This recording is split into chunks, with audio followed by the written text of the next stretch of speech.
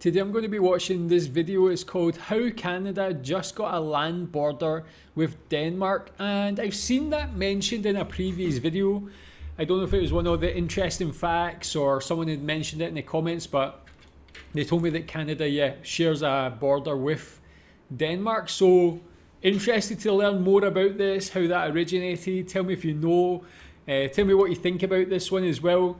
Let's watch. Last month, the world's geography just changed forever. Canada and Denmark are two totally different nations located thousands of miles apart from one another on different continents separated by the entire Atlantic Ocean. But in one significant way, the two nations share one major geographic similarity. Until just last month, in June of 2022, they were two of only 17 countries across the world that shared a land border with just a single other country. The others being Brunei's single border with Malaysia, the Dominican Republic and Haiti each bordering the other on the island of Hispaniola, the Gambia that's surrounded by Senegal, the Republic of Ireland and the United Kingdom each bordering the other on the island of Ireland, Monaco surrounded by France, Vatican City and San Marino each surrounded by Italy, Lesotho surrounded by South Africa, Papua New Guinea stuck with Indonesia on one island and Timor-Leste stuck with them on another island, Portugal stuck on the Iberian Peninsula with Spain, Qatar stranded on a peninsula blocked by Saudi Arabia, and South Korea stuck on another peninsula blocked in by North Korea. Until last month, Denmark's only land border was with Germany to their immediate south, while Canada's only land borders were with the United States across the south and the west with Alaska. But despite being located thousands of miles away on two different continents, Canada and Denmark are a lot closer than you probably initially thought. Because as of the 11th of June 2022, they each officially border each other by land. And that means that they've each removed themselves from the already small list of countries that only border a single other country. But how can a country in Europe and another in North America even border each other by land? Well, it's because their border is a very tiny one and it's located right here in the literal middle of nowhere on a small, barren, uninhabited rock of an island known as Hans Island. Today, Denmark and Canada both split the island roughly 60-40 respectively across a border that's only a tad longer than 1,200 meters. Whoa. This is what makes them both technically bordering nations now. But for decades before just last month, the issue of who between them actually owned this insignificant and pointless island was an unresolved territorial dispute that generated one of modern history's friendliest, good-natured, and wackiest conflicts known as the Whisky War. It was a very rare territorial dispute for both nations, and particularly for Canada, who also shares the longest international border in the world with the United States further to the south and the west, stretching for nearly 9,000 kilometers in length. From a more European perspective, that is a length of border equivalent to the distance between Portugal and Bangladesh. Whoa. But despite this massive length, the border between the United States and Canada has been generally calm and peaceful for most of the past 2 centuries, with few disagreements. The only notable disagreement that they have over land today is the maritime border between the two nations off the coast of the US state of Maine and the Canadian province of New Brunswick. Here, the Canadians insist that the maritime border between themselves and the Americans is here, while the Americans, conversely, insist that the maritime border is actually here. Why? Why is it? Someone, he may explain it here, but if he doesn't, can someone tell me why it's like, and why it has the bumps there? Like, this one seems a bit more sensible just being straight, but why is it so close? Can they not just meet in the middle? Or is that just, maybe because of whatever this little island thing is here, maybe? It doesn't really matter all that much, save for a couple small islands that are stuck in between the two competing claims here. Machias Seal Island, home to a single controversial Canadian-built lighthouse and visited often by American tourist boats, and the even smaller and insignificant North Rock. Legally speaking, both the United States and Canada maintain overlapping claims of sovereignty to both of these uninhabited and meaningless islands, which means that they sort of just exist in this weird legal gray zone. The final specks of the North American continent north of the Rio Grande that haven't yet been settled. But somehow even less significant and yet more controversial than these little islands is Hans Island. which for nearly half a century existed as a diplomatic thorn in the side of Canadian-Danish relations, with each claiming the entirety of the island for themselves. The conflict dates back to Canada's control over Ellesmere Island and Denmark's control over Greenland, and the narrow Nares Strait that flows in between them. For most of history, the exact maritime border between the Canadians and the Danes here was legally undefined and generally assumed to be the strait itself. Because, well, it's a frozen wasteland where nobody actually lives permanently. The closest actual permanently inhabited settlements are Alert in Canada 198 kilometers away, and Sararapaluk in Greenland 349 kilometers away, and they are collectively home to less than 150 people. This area was simply never really geopolitically important until in the 1970s, when people started figuring out that there could be valuable things like oil and natural gas in the area. And so in 1972, a team of both Canadians and Danes began working on the first legally defined maritime boundary between each of their big Arctic islands. They established 127 points of latitude and longitude across the Nares Strait, roughly in the center between Ellesmere and Greenland, and then drew a line between all of these points to formally mark out the border. But there was a small anomaly. Around here, the strait is only about 35 kilometers wide, and this speck of rock called Hans Island is pretty much dead in the center of it. That's such a interesting geographical quirk, how that's just so central in there. Either way, it could have just been clearly defined and being part of one country or the other, but to be so central, it's quite mad. And it's interesting when it showed the picture of it, it was quite interesting to look at, just a big smooth circle.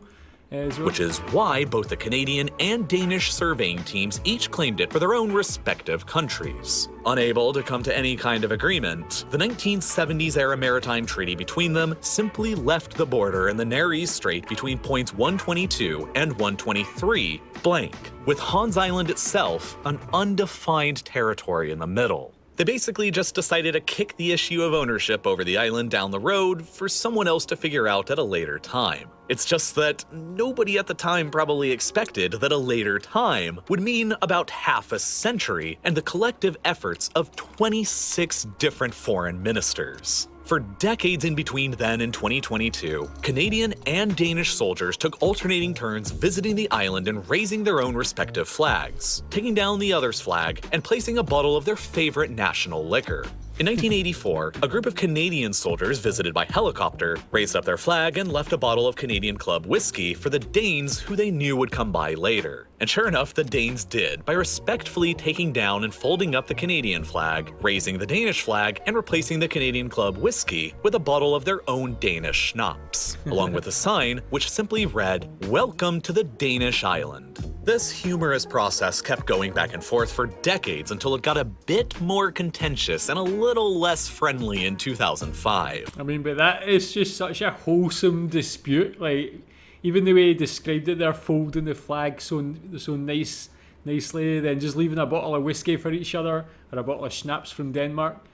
That's brilliant, man. That's how all disputes, how all geopolitical disputes should be settled. Of course, that it would never happen, but you see, how China is trying to claim so much of the South China Sea. They go in there with their ships and start firing water cannons at fishermen from other countries and that sort of thing. Really intimidating, but this is just so, again, so peaceful and so wholesome. I love it. In that year, the Canadian Defense Minister at the time, Bill Graham, decided to set foot on the island personally to raise up the Canadian flag and assert his nation's sovereignty to it. Just 5 days after his visit, the Danish government filed an official protest to the Canadian government, while the Danish Deputy Premier of Greenland publicly stated that Hans Island had been occupied by Canada. Tensions were at an all-time high, and the Danes decided to send over this fearsome warship to the island to reassert Danish control. But then, the prime ministers of both countries began to call for peace and calm. and both the Canadian and Danish foreign ministers agreed to meet thousands of miles away from Hans Island in New York City to discuss the terms of diplomacy. During that meeting, they essentially agreed to solve the matter diplomatically, but they each continued insisting that Hans Island was rightfully theirs in entirety. So, in practice, it didn't really go anywhere, although the Danish foreign minister did agree that he would cancel his ship's mission to the island, and that he wouldn't take down the Canadian flag and rehoist the Danish flag.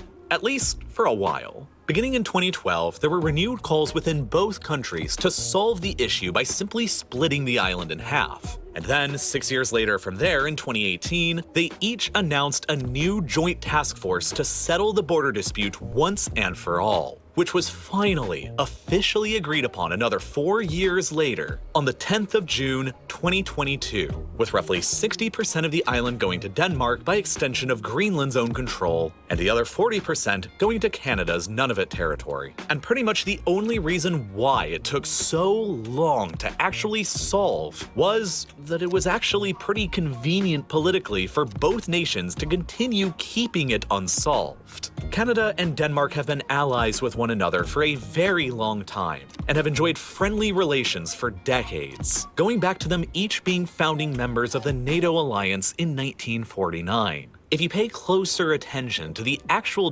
dates when the Canadians and Danes made their highly publicized visits to the island, raising their flags and leaving behind their national liquor, they generally always took place soon before election season in each country. It was an easy method for both governments to just kick up some patriotic feelings and sentiments right before an election that literally had no risk or downside at all. It's like when you hear it getting close to like an American election, you hear about wars and conflicts, invasions and things like that ramping up when the president's trying to increase their popularity with the populace. Here, to get Canadians and Danish people, to get them on side is like just to go and take this little small island. This is like really an ideal example of geopolitics, man. Both Copenhagen and Ottawa had obvious political incentives to keep dragging out the irrelevant conflict for decades, especially once it was discovered that the island didn't have any resources, and any potential oil or gas nearby would probably be too expensive to drill and economically unviable. Hans Island was always politically valuable to keep contested, but then in 2022, it suddenly became politically valuable instead to actually solve it. In February, the Russians shocked much of the world when they decided to settle their border disputes with Ukraine by launching an enormous and bloody invasion with hundreds of thousands of troops, culminating in the biggest war seen on the European continent since the end of World War II. That has already caused tens of thousands of violent deaths and millions of refugees, accompanied by a newfound global sense of uncertainty and fear for the future not seen since the end of the First Cold War.